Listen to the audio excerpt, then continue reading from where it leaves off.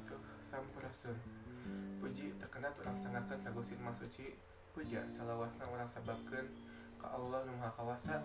Salawat sareng salam mugi langgeng ngocor ngagolontor ka junjungan urang sadaya Nabi mulia Muhammad sallallahu alaihi wasallam. Langkung dipayun simkuring ngaturkeun ewu nuhun teh tos dipastihan kesempatan kanggo ngadugikeun biantara dipayunan malaria. Tupi tema biantara anu made disanggakeun ku simkuring nyaeta ngajaga kesehatan.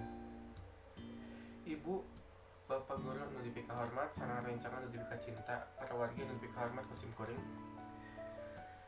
Dina waktu ieu abdi bade ngadugikeun pentingna urang ngajaga kesehatan kanggo hirup urang. Urang sadaya wajib ngajaga kesehatan sareng kebersihan lingkungan.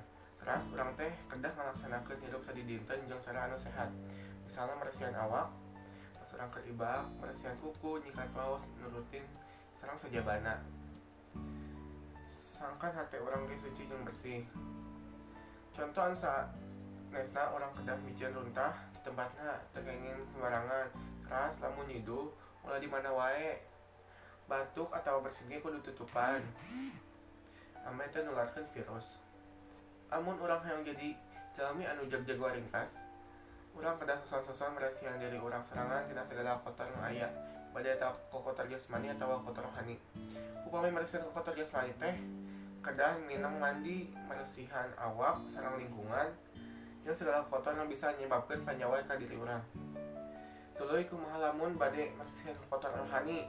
Carana nyaeta urang kudu ningkatkeun keimanan urang jeung ibadah urang ka Gusti Allah. Ngan anu kudu diinget teh sehatan saukur bersih hungkul. Tapi urang kedah ngagerakkeun jasmani urang nu matak ngajag-jagkeun diri urang. Misalna urang rajin olahraga. Komo deui ayeuna teh keur usum penyawat anu anyar tea nyaeta coronavirus. Penyawat ieu teh disebabkeun ku virus tah supados eta penyawat teu nyerang ka urang sadaya. Urang kedah ngalaksanakeun naon wae anu ditos ti parentah jeung didugikeun ku simkuring sareng ku pamarentah.